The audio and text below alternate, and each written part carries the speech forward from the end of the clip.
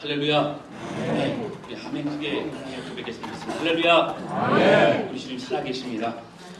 여러분, 하나님의 은혜가 여러분들의 가정과 삶에 넘치는 한 주간이 되셨을 줄로 믿습니다. 네. 그럼 이제는 완연한 가을이 되었습니다.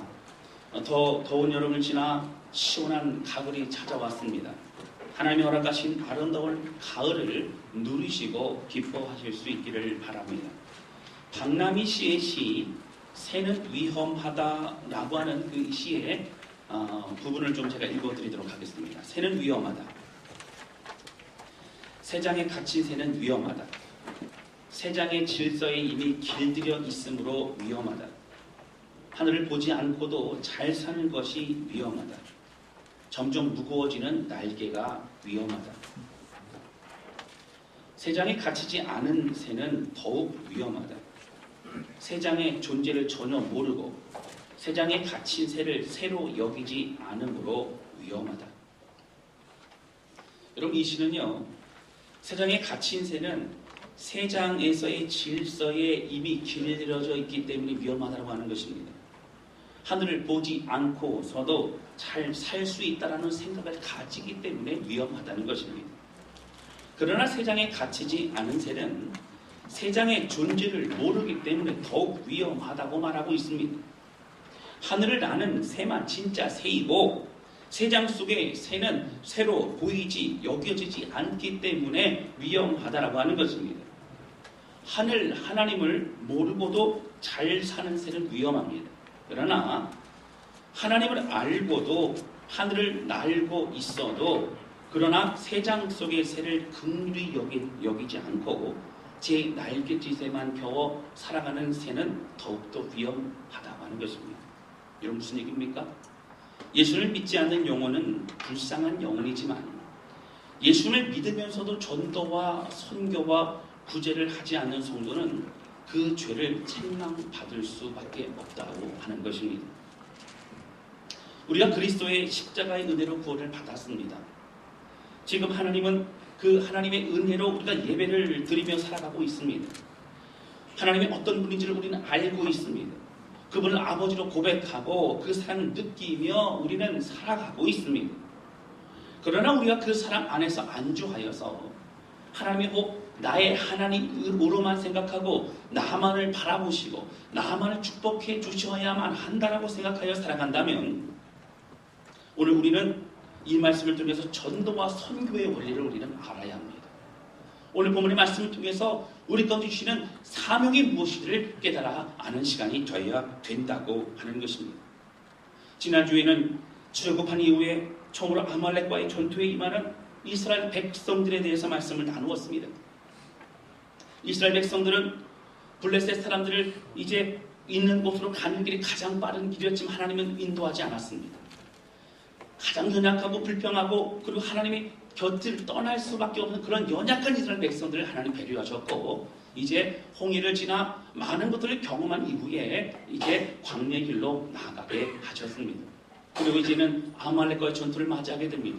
그만큼 삶을 뒤돌아볼 때 연약함이 많이 있지만 구름 기둥과 불 기둥 하나님 인도하시는 말씀의 길로 나아가는 사람들은 주께서 붙드시고 인도하신다는 말씀을 함께 나누었습니다. 사랑하는 성도 여러분, 이 말씀을 결코 자기 마음대로 살아가는 사람들에게 해당되는 말씀이 아닙니다. 부족하고 연약하여도 늘 넘어지고 실패해도 주의 말씀을 붙잡노라고 고백하는 자들을 바로 그들이 주 앞에 나아갈 때에 하나님은 그들의 인생을 붙드시고 인도하시는 줄로 믿습니다. 여러분, 우리는요, 우리 삶에서 들어볼 때 연약함이 있지만 하나님은 우리를 붙드시고 새롭게 하시는 분이심을 기억하며 이렇게 힘을 내어 믿음의 길로 걸어가는 우리 모두가 되실 수 있기를 주님의 이름으로 축원합니다. 오늘 그 말씀을 이어서 함께 말씀을 계속 좀 나눕니다. 여러분,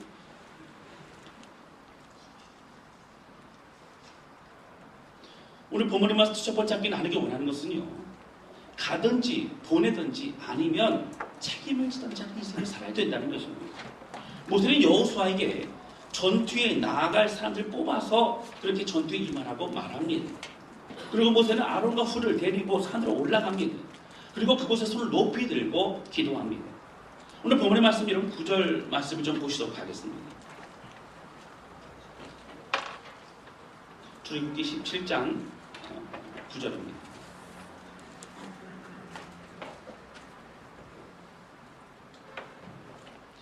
구절 말씀 보시면 여러분 함께 읽겠습니다. 시작. 모세가 여호수아에게 이르되 우리를 위하여 사람들을 택하여 나가서 아말렉과 싸우라. 내가 하나님의 지팡이를 손에 잡고 산 꼭대기에 서리라. 내일 내가 하나님의 지팡이를 손에 잡고 산 꼭대기에 서리라. 여러분 이 말씀 보시면요, 이제 여호수아에게 말합니다. 너는 사람 몇을 이제 뽑아서 이 몇몇 백성들과 함께 전쟁에 나아가라고 명령합니다. 여러분 그리고 끝나지 않습니다. 갔다 오라고 말하는 게 아닙니다. 너는 가라. 그리고 나는 산 꼭대기에 서리라. 여러분 산 꼭대기에 선다는 얘기 무엇입니까? 하나님과 직면하리라. 하나님과 함께하리라. 하나님께 기도하리라 약속하고 있습니다. 여러분 그런데요, 그냥 하나님께 선다는 얘기가 아니고요, 하나님의 지팡이를 강조하고 있습니다. 하나님의 지팡이를 손에 잡고 산 꼭대기에 서리라. 여러분 이것은 무슨 뜻입니까? 하나님 앞에 기도할 때에 어떻게 기도합니까? 홍해를 가르시고 반석에서 물을 내신 하나님의 권능이, 여호와의 권능이 기도할 때 동일하게 여호수아의 그 전투 가운데 임하시게 될 것이라는 것입니다. 너는 믿고 가라. 내가 책임지리라. 내가 기도하리라. 너는 싸우라. 나는 하나님의 앞에 직면하여 주님 앞에 기도함으로 이 믿음으로 나아갈 때에 지팡이를 통하여 하나님의 역사심을 통하여 승리하리라. 그렇게 격려하고 있는 모습을 볼 수 있다라고 하는 것입니다. 그리고 모세는 산에 올라갑니다. 그리고 손을 들고 하나님 앞에 기도합니다. 여러분 그러나 계속 손을 들고 기도하기에는 너무나 버거운 것입니다. 모세의 손이 내려가면 이스라엘 백성들이 어려움을 겪고 밀려납니다. 그리고 모세가 손을 높이 들게 되어지면 그 전투 가운데 이스라엘 백성들이 승리를 해 나가고 있습니다. 이것을 지켜보던 아론과 훌이 힘들어하는 모세를 바라보면서 큰 돌을 가져옵니다. 그리고 모세 밑에 놓고 모세를 그 위에 이제 무릎 꿇게 한 이후에 그 떨어지는 손을 양쪽에서 잡게 됩니다. 같이 손을 잡고 함께 기도합니다. 그럴 때에 놀라운 승리를 얻을 수 있었다라고 하는 것입니다. 하나님은 지금도 동일하십니다. 여호수아가 앞에서 나가 싸우고 산 꼭대기에서 모세가 기도했던 것처럼 함께 합력하여서 선을 이루는 것을 주님은 원하신다고 하는 것입니다. 하나님이 역사하셨습니다. 그러나 여호수아의 순종과 모세의 중보기도와 눈물의 마음을 하나님이 받으셔서 주께서 크신 역사를 이루어 주신 것을 기억하시기를 주님의 이름으로 축원합니다. 제가 어떤 교회 성전에 가봤더니 앞에 이런 현수막이 있는데 이렇게 써 있더라고요. 가든지 보내든지 이렇게 되어 있습니다. 그래서 무슨 짓가 그랬더니 선교지를 향하여 가든지 보내든지 둘 중에 하나 하라는 거예요. 그래서 당장 갈 수 없으면 보내는 선교사들이라는 겁니다. 선교사들을 책임지고 기도하고 함께 하라는 것입니다. 그러한 상황이 되지 않으면 다른 사람을 보낼 때에 바로 우리가 해야 할 의무가 있다라고 말하고 있는 것입니다. 여러분 그런데 갈 만한 상황이 되지 못해서 선교사들을 보내기는 했지만 여러분 보내기만 해서는 안 됩니다. 보낸다는 것은 책임을 진다는 것입니다. 사역을 할 수 있도록 책임을 지고 함께 한다는 것입니다. 여러분 모세는 어떻게 했습니까? 너는 가서 싸우라 말하지 않았습니다. 내가 산의 꼭대기에 올라가서 서 있으리라. 이 얘기는 하나님과 함께 기도하고 하나님께 마음을 드리리라. 그런데 여호와의 지팡이를 내가 들고 그 산에 갑니다. 여러분 하나님의 역사하심을 믿고 믿음으로 나아가 내가 책임있다 고백하는 모세와 같이 오늘 우리가 함께 합력하여 손을 이루며 나가는 복된 우리 모두가 되실 수 있기를 주님의 이름으로 축원합니다. 여러분 실제로 싸우는 내내 뜨거운 햇빛 아래서 손을 높이 들고 기도했습니다. 모세의 기도도 전쟁만큼이나 엄청난 수고가 따르는 것입니다. 여러분 혹시 과거에 손을 들고 벌을 서본 적이 없으신 것 같네요. 제가 보니까 저는 이제 서본 적이 있는데 여러분 손을 들고 이 벌을 서보면요 팔 두 짝만 이렇게 뭐 들면 될 것 같지만 사실 쉽지가 않습니다. 얼마든지 가지 못하죠. 팔이 내려옵니다. 떼약볕에서 그렇게 여러분 손을 들고 기도해야 됩니다. 그런 모세를 어떻게 해요? 아론과 훌이 함께 손을 붙잡고 기도했습니다. 이런 기도도요, 여러분 후방에서 우리가 함께 협력하는 것도요, 혼자 몇몇 사람들이 담당자들이 하는 것 아닙니다. 우리 모두가 함께 협력과 함께 마음을 주 앞에 드려야 된다라고 하는 것입니다. 여러분, 그러면 한 가지 제가 여러분에게 묻고 싶습니다. 왜 우리는 이러한 전도와 선교에 열심을 내야 합니까? 여러분, 합력하여서 하나님의 뜻을 이루라고 주님께서 분명히 성경에 말씀하셨습니다. 그러면 왜 우리가 전도와 선교에 마음의 열정을 다해서 해야 합니까? 당연히 해야 된다는 얘기 들었지만 그 이유가 정말 무엇입니까? 우리는 알고 해야 됩니다. 선교를 안 하면 양심에 거리껴서 그렇습니까? 선교를 안 하면 교회 모양새가 나지 않아서 그렇습니까? 아니면 담임 목사가 선교사 출신이니까 여러분 그렇습니까? 그 이유가 많지만 오늘 저는 세 가지를 요약해서 좀 말씀드리고자 합니다. 첫 번째는요, 우리는 빚진 자이기 때문에 그렇습니다. 우리가 먼저 복음을 받았다면, 그리고 그 복음으로 구원의 삶을 누리고 있다면 우리는 사도 바울의 고백과 같이 빚진 자라고 하는 것입니다. 로마서 1장 14절 말씀 좀 보시도록 하겠습니다. 신약성경 로마서 1장 14절입니다.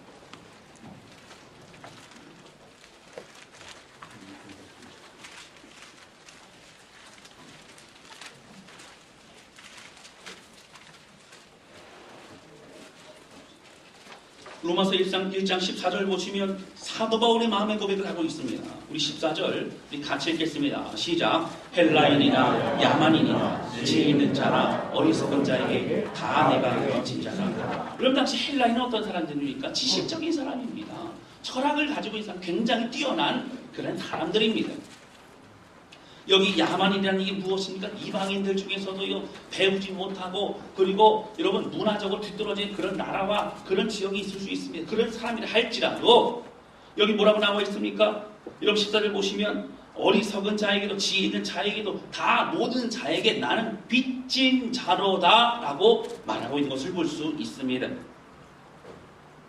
사도 바울은 자신이 예수님을 믿는다는 것은 무엇보다 죄인인 자신이 먼저 다른 사람들보다도 먼저 예수를 믿고 구원의 은혜를 누리고 있는 것은 복음을 전해야 되는 사명을 받은 빚진 자라고 고백하고 있습니다. 다시 말씀드리면 저들에게 복음을 전하라고 먼저 복음을 알게 하셨다는 겁니다.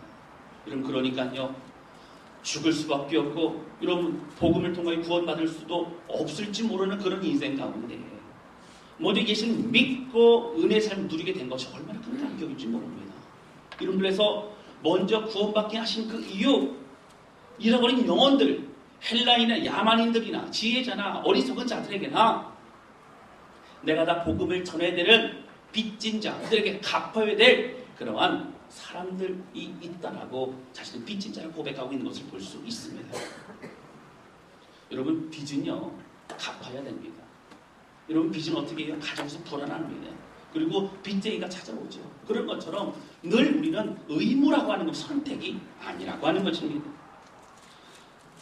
그런데 여러분, 로마서의 대장정을 이렇게 쓰고 있는 사도 바울은 1장서부터 7장까지 8장까지 이제 복음에 대해서 차근차근 설명합니다.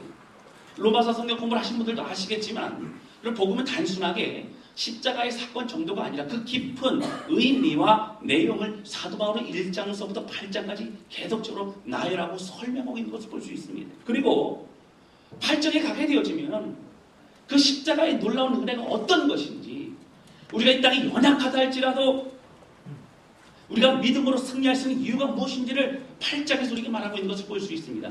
그런 8장까지 복음을 알게 된 그리스도인들에게 사도 바울은 다시 말하고 있는 것을 볼 수 있습니다. 로마서 8장을 좀 보도록 하겠습니다.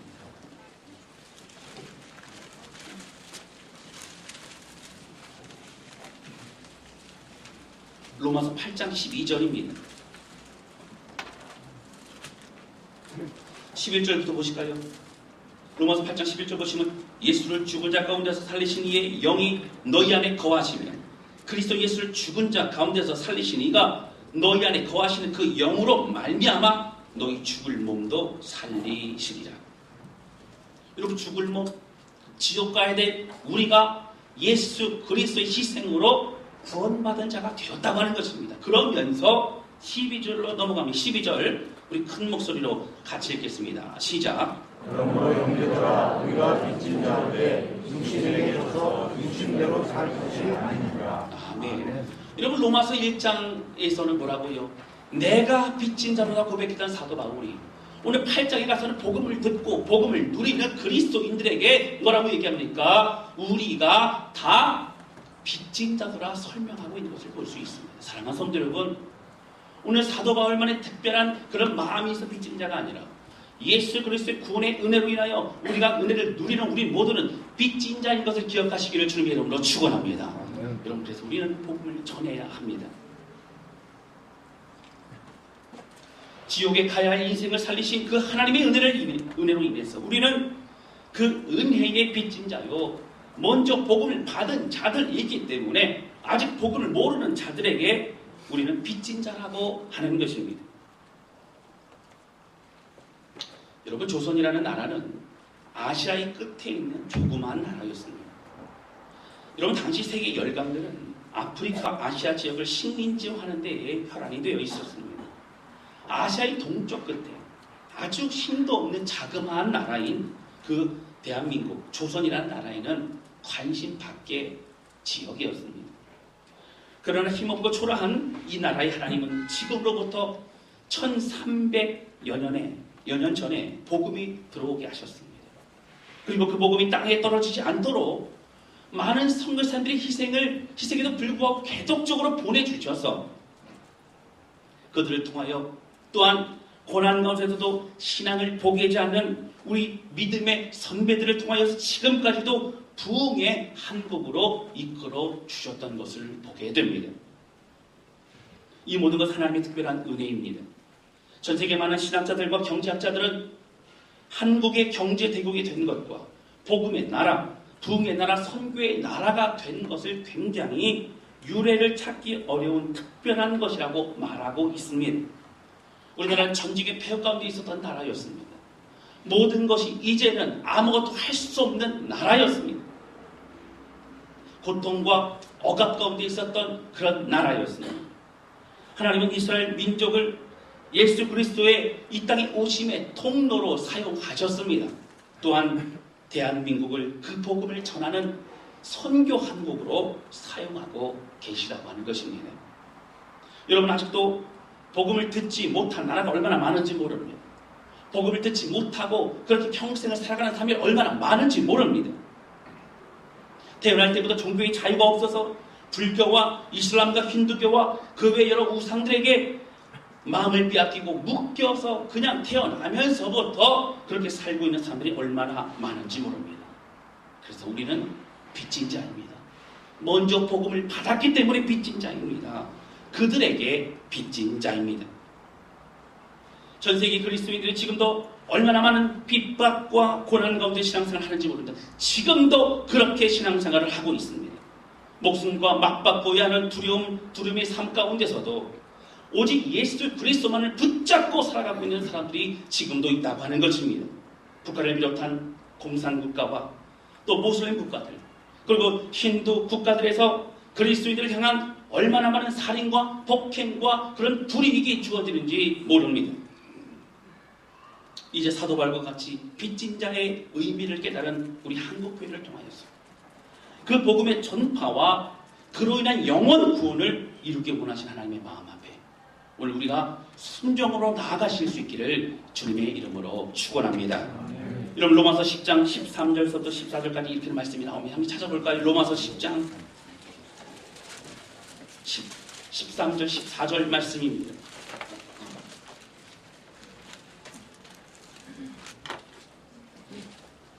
10장 13절 14절 우리 같이 읽겠습니다. 시작. 누구든지 주의 이름을 부르는 자는 구원을 받으리라. 그런즉 그들이 믿지 아니하는 일을 어찌 부르리요? 듣지도 못한 일을 어찌 믿으리요? 전파하는 자가 없이 어찌 들으리요? 아멘. 전파하는 자가 없이 어찌 들으리요? 여러분, 이 말씀 꼭 기억하시기를 주님 이름으로 축원합니다. 여러분, 우리가 왜 복음을 전해야 됩니까? 왜 우리가 그렇게 해야 됩니까? 두 번째는요, 이것은 내가 해야 될 일이기 때문에 그렇습니다. 오늘 처음에 본문의 말씀이 출애굽기 17장의 말씀을 다시 한번 보도록 하겠습니다.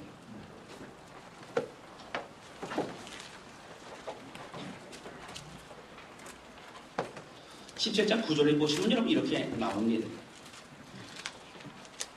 모세가 여호수아에게 이르되 우리를 위하여 사람들을 택하여 나가서 아말렉과 싸우라. 여러분 모세가 여호수아에게 말을 하는데요. 누구를 위해서 싸우라고요? 우리를 위해서 싸우라는 겁니다. 여기는 누가 들어갑니까? 우리는요, 여러분 모세와 아론과 훌입니까? 아닙니다. 온 이스라엘 백성들을 말합니다. 다시 말씀드리면 우리 전투는요, 바로 여호수아만이 해야 될 일, 여호수아만의 전쟁이 아닙니다. 이스라엘 백성 모두가 함께 직면한, 모두가 함께 싸워야 될 전쟁이 오늘 아말렉과의 전투라고 하는 것입니다. 그런데 여호수아는 뽑혀진 그러한 백성들과 함께 나가서 싸우는 역할을 감당했습니다. 여러분, 여호수아가 대표해서 나가서 싸우는 것입니다. 모두가 싸워야 되는 것입니다. 저는 오늘 본문의 말씀의 장면을 좀 상상해 봅니다. 여호수아는요, 아말렉과의 전투를 지금 하고 있습니다. 한 번도 싸워보지 못한 남자들이지만 그들은 담대히 믿음으로 나아갔습니다. 그리고 여러분, 저 산꼭대기에는요, 모세가 손을 높이 들고 기도합니다. 여러분, 우리나라와 같지 않은 그런 민둥산이고요, 광활한 바위산이기 때문에 여러분, 이스라엘 백성의 양쪽의 모습을 눈으로 지켜볼 수 있었을 것입니다. 그리고 손이 내려오면 싸움에서 밀리고 손이 올라가면 싸움에서 이기는 것을 보았을 것입니다. 이것은 이제 모든 이스라엘 백성들이 함께 기도하면서 마음을 모아 광야의 시간을 좀 드려야 된다는 것을 깨닫는 그런 특별한 시청과 교육이기도 했습니다. 이 전쟁은 싸우는 자들만의 전쟁이 아닙니다. 모든 이스라엘 백성들의 전쟁인 것입니다. 그리고 함께 모세와 같이 마음을 보고 기도하고 협력할 때에 놀라운 주의 역사를 볼 수 있는 것입니다. 여호수아가 싸우지만 내가 싸워야 되는 것입니다. 내가 당장 싸우지 못한다면 싸울 수 있도록, 이길 수 있도록, 열매를 맺을 수 있도록 손을 높이 들고 기도하고 손을 받쳐 들고 기도하는 것처럼 그렇게 책임지고 함께 해야 합니다. 여러분, 선교사님들의 선교요, 여러분 내가 해야 되는 것입니다. 그러나 우리 가운데 어떻게 해요? 함께 기도하며 선교사님들을 보내 거기서 사역할 수 있도록 한 것이 바로 우리 공동체입니다. 여러분 기억하셔서 함께 협력하고 내가 해야 될 복음 전파 이름을 기억하며 함께 동참하는 그러한 우리 모두가 되실 수 있기를 주님 이름으로 축원합니다. 여러분, 세 번째는요, 예수님의 명령입니다. 마태복음의 여러분 마지막을 보시면 예수님이 승천하시기 전에요, 제자들에게 지상명령을 말씀하십니다. 이것은 굉장히 중요합니다.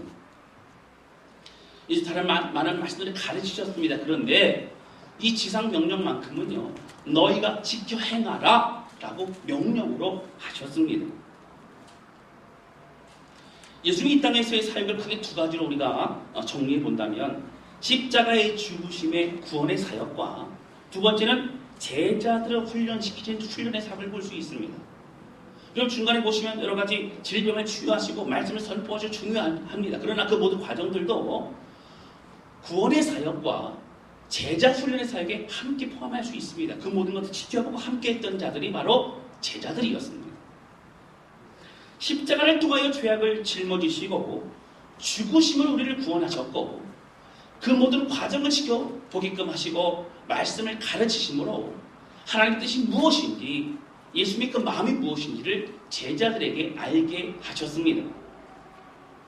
예수님은 3년 동안 제자들과 먹고 마시고 자고 함께 사역하면서 시간을 보내셨고, 이제 예수님이 승천하신 이후에 그 주시는 복음과 마음을 가지고 이제는 땅 끝까지 복음을 전파하라고 명령하시고 말씀하셨습니다. 그리고 그 예수님의 명령은 이제 선택사항이 아닙니다. 제자들뿐만 아니라 예수 그리스도를 믿고 따르는 우리 모두에게 주시는 그러한 주님의 명령인 것을 기억하시기를 주님의 이름으로 축원합니다. 여러분, 가장 중요한 대사명을 우리에게 허락해 주신 것입니다. 사랑하는 성도 여러분, 어떠한 사람들은요, 전도와 선교는 교회의 중요한 사역을 감당하고 나서 남은 시간에 남은 재정으로 해야 된다고 말하는 사람들도 있을 수 있습니다. 한국에 많은 그런 교회들이 그런 얘기도 했었지요. 그러나 그럼에도 불구하고 이것은 우리가 해야 될 사회라고 고백하면서 끊임없이 선교의 현장으로 또 나아갈 뿐만 아니라 함께 기도했기 때문에 지금 선교 한 구역을 감당할 수 있는 교회가 되어졌다고 하는 것입니다. 여러분, 결국 여러분 기억하셔야 됩니다. 기회와 여유가 있을 때 복음을 전했다면 우리 조선이라는 나라는 복음에 아직도 미치지 못했을 것입니다. 여러분, 전도와 선교가 무엇보다 중요한 사역임을 기억하시기를 주님의 이름으로 축원합니다. 그리고 믿음의 선배들이 시간이 허락되어지고 여유가 있을 때에 교회에서 헌신하고 전도와 선교에 협력했다면 우리나라는 벌써 핍박의 역사 가운데 교회들은 무너져 내렸을 것입니다. 하나님은 한국 민족을, 그리스도인들을 사용하기를 원하십니다. 우리나라에서만, 여러분, 전 세계, 우리나라에서만 2만여 명의 선교사들이 전 세계에 나가 복음을 전하고 계십니다. 우리는 그 선교사들을 감당하고 또한 기도해야 합니다. 모세는 보내고 그냥 있지 않았습니다. 하나님은 아말렉과의 전투를 통하여서 영적 전투에 대해 설명하셨고, 모세는 순종하여 손을 높이 들고 함께 기도하며 최선을 다하고 협력하였습니다. 여러분, 선교사들이 물질이 없어서 주저앉기보다는 선교 현장에는요, 영적 전쟁과 곤고함 때문에 힘든 시간을 보내는 분들도 많이 계십니다. 이런 물질을 보낼 뿐만 아니라 함께 두 손 높이 들고 기도하는 우리 모두가 되시기를 주님의 이름으로 축원합니다. 돈만 보내면 안 됩니다. 함께 기도해야 됩니다. 함께 간절한 마음이 가야 합니다. 우리가 바자회를 하는 것도 그렇습니다. 성도들이 음식을 준비하고 또 사먹고 물건을 팔고 많은 수고를 합니다.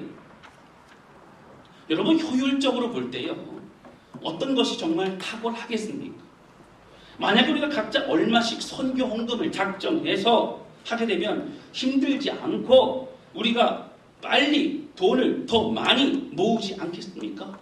그것이 더 빨리, 더 효율적이지 않겠습니까? 이런 맞습니다. 그렇게 하기도 합니다. 급할 때는 그렇게 합니다. 그것도 좋은 방법일 수 있습니다. 그러나 선교 바자회는 온 성도가 선교지에 선교사님과 또 예수님께 돌아와야 될 영혼들을 기억하면서 마음을 모으는 시간이 바로 선교 바자회라고 하는 것입니다. 우리가 만드는 음식 하나가 우리의 마음이요, 우리의 정성이요, 우리의 기도인 것입니다.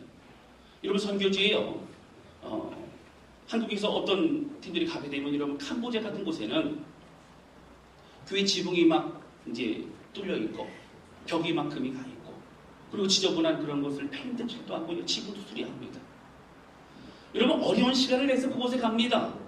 여러분, 잘 기억해 보시기 바랍니다. 인건비가 싼 그곳에 돈만 보내서 지붕 고치고 페인트 칠하고 하면 얼마나 효율적이고 얼마나 좋겠습니까? 왜 그런 데 가서 합니까?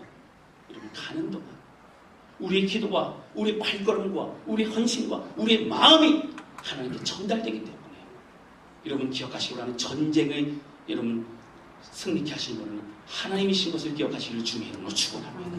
하나님이 역사하신다고 하는 것입니다. 특별히 이번에는 우리 교회 선교위원장님과 상의하여서 라오스의 이수정 선교사님, 여자 선교사님에게 이 선교 바자회 선교비를 보내려고 결정을 하였습니다.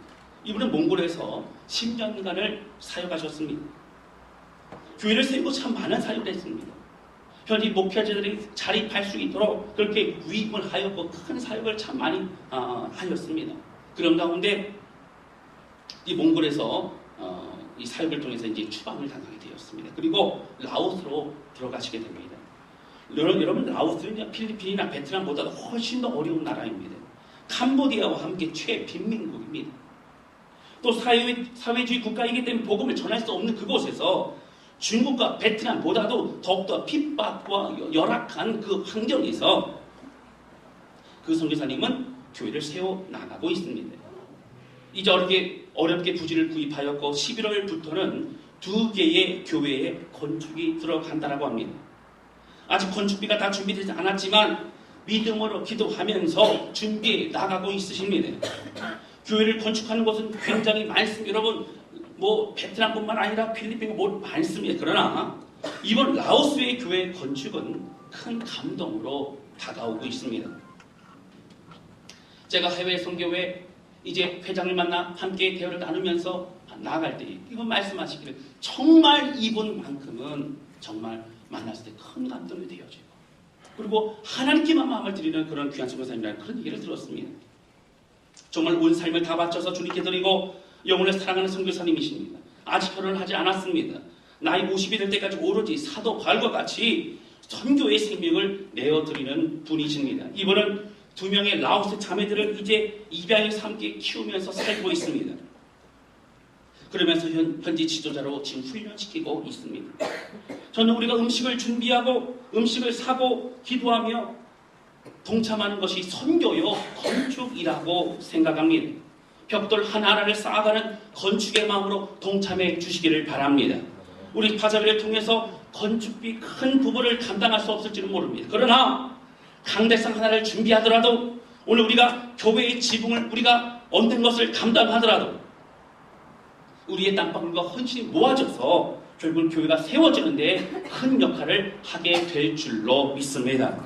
세워진 교회를 통하여 저는 잃어버린 수많은 영혼이 그곳에 예배를 드리며 하나님이 나의 구주, 나의 모든 것 대신 주님이라 고백하는 그런 은혜와 감격을 누리는 그런 시간이 될 수 있기를 기도하고 있습니다. 여러분, 제가 2014년도 7월 달에 한국에 들어왔습니다. 한국에 들어올 때 그 직전에 제가 무엇을 했냐면 베트남에 있는 시골 구석구석에 있는 침례교 이제 그곳의 청소년들을 이제 모아서 연합수를 했습니다. 여러분 기억하실 것입니다. 그곳에서 함께 150여 명의 청소년들과 함께 수련을 통해서 하나님의 크신 역사를 맛볼 수 있는 그런 은혜의 시간이 있었습니다. 제가 이번에 베트남 갔을 때도 거기 현지 지도자들이 얘기하기를 그때의 시간만큼 귀한 시간이 없었다는 거예요. 그때 청소년들이 변화되어서 지금 각 교회에서 리더의 역할을 감당하고 있다는 것입니다. 얼마나 큰 감격일지 모릅니다. 여러분, 그러나 저는요, 이런 역사가 왜 일어났을까 저는 고민하면서 저는 그때 당시 다산한 교회에서 바자회를 통해 보내주신 그 선교비, 그 눈물과 수고의 손길을 통하여 하나님이 감동 받으시고 더 큰 역사하심으로 임하셨다고 저는 확신합니다. 이번 바자회를 통해서 우리의 마음을 모으는 시간이 되실 수 있기를 바랍니다. 여러분, 먼저 그 은혜 들어가게 된 우리가 이제 빚진 자의 심정으로 그 은혜를 갚는 우리 모두가 되실 수 있기를 주님의 이름으로 축원합니다. 아멘. 여러분, 한 가지만 말씀드리고 마칩니다. 빌립보 교회는 넉넉한 교회 아니었습니다. 빌립보 교회는 힘든 교회였습니다. 그러나 빌립보 교회는 믿음이 넘치는 교회였고 빌립보 교회는 순종하는 교회였습니다. 여러분, 고린도후서 8장 1절부터 15절에 보시면 나중에 찾아보시면 좋을 것 같습니다. 나와 있습니다. 마케도니아의 교회가 힘에 지나도록 수고하였노라고 성경은 나와 있습니다. 마케도니아 교회 어느 교회를 말합니까? 빌립보 교회를 말합니다. 사랑하는 성도 여러분, 저는 다산한 교회가 하나님의 마음이 가는 것을 함께 움직이는 교회가 되실 수 있기를 바랍니다. 어떤 원리와 어떤 방법보다도 여러분 꼭 기억하셔야 될 것은 다산한 교회는 성경적인 교회가 될 수 있기를 바랍니다. 하나님이 하라는 걸 하면 됩니다. 하지 말라는 것 우리가 분별하면 됩니다. 그리고 마음의 중심을 모아 주 앞에 드려지는 쓰임받는 하나님의 꿈을 이루어드리는 교회 다산한 교회가 될 수 있기를 주님의 이름으로 축원합니다. 이 시간에 함께 좀 찬양 주 앞에 드리고 기도했으면 좋겠습니다.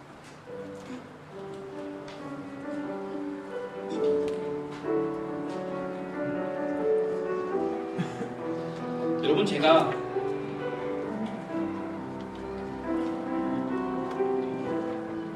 선교사로 의탁했던 것은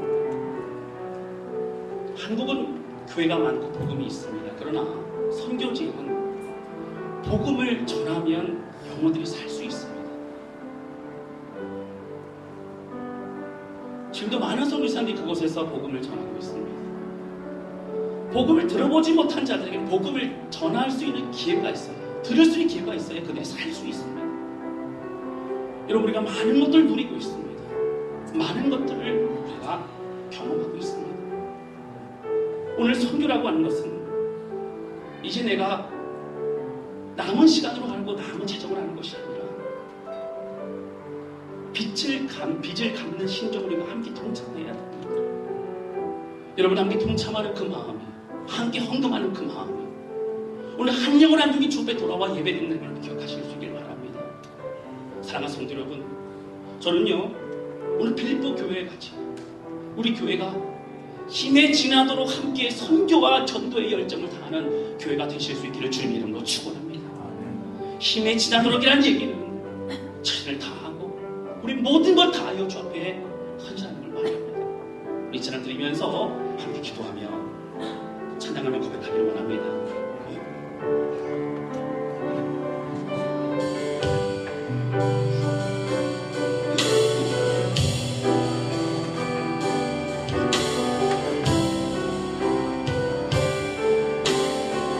이렇게 찬양합니다. 하나님의 사랑,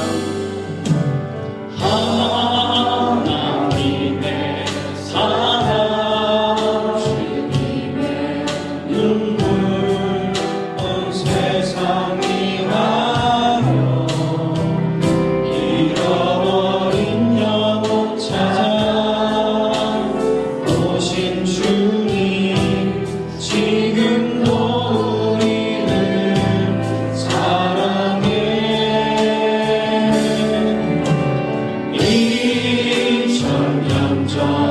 하늘 보자버리고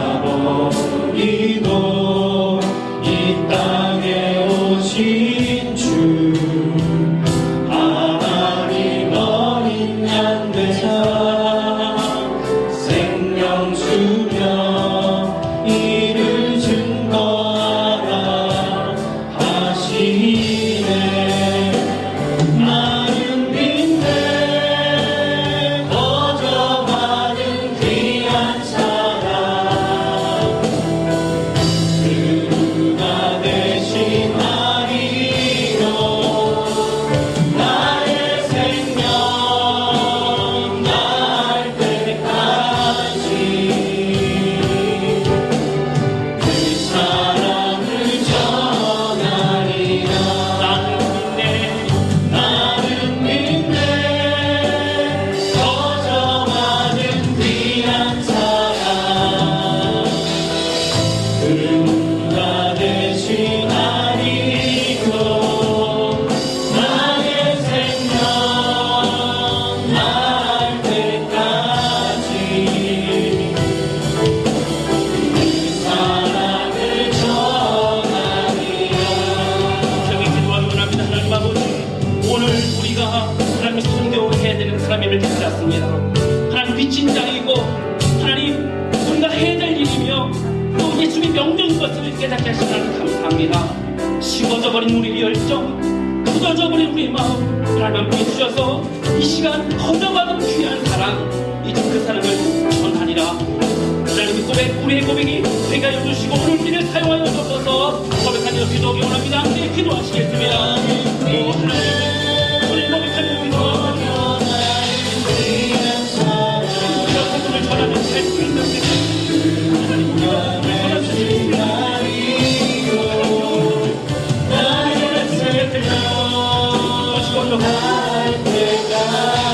우리를 사용하여 주시고 하나님 거저버린 시간 오늘 하나님 완전히 소원하오니 하나님 우리 심령 가운데 하나님 우리의 사랑을 얼마나 많은 것을 받았는지 얼마나 많은 것을 누리고 있는지 하나님 내가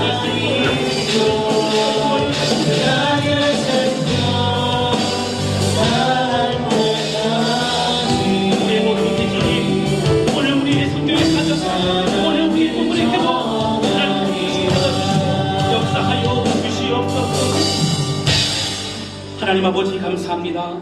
오늘 말씀을 통해서 여호수아 혼자 나가 싸운 것이 아니라 모세가 여호와의 지팡이를 들고 여호와의 산에서 기도하며 마음을 주 앞에 드리게 하신 하나님 감사를 드립니다. 하나님, 이 선교는 우리가 빚진 자이기 때문에 더욱더 드려야 될 뿐만 아니라 우리가 해야 될 일이요 또 예수님의 명령인 것을 깨닫게 하신 하나님 감사를 드립니다. 빌립보 교회같이 힘에 지나도록 순종하는 자가 되게 도와주시고 하나님 이제 우리를 통해 돌아올 수많은 영혼들을 바라보며 최선을 다하는 우리 다스린 교회가 되게 하여 주옵소서. 우리를 통해 영광 받으시고 인도하실 주님을 찬양합니다. 예수님의 이름으로 기도하였습니다. 아멘. 아멘.